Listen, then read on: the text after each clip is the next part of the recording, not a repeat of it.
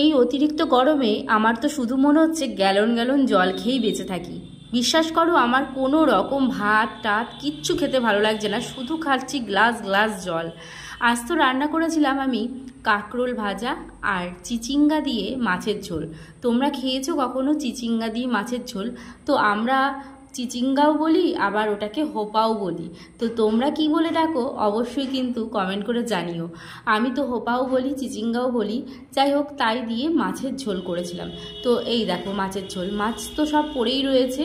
তো ছেলে আর ছেলের বাবা খেয়েছে যদিও মাছ, কিন্তু আমি একটুকো তরকারি কেন ঝোলের দিকে তাকালেই আমার যেন গাটা গুলিয়ে আসছে। আমি আজ শুধু খেয়েছি কাঁকরোল ভাজা আর কাঁচা লঙ্কা দিয়ে ভাত, আর তার সাথে নিয়েছিলাম আজকে একটু আচার।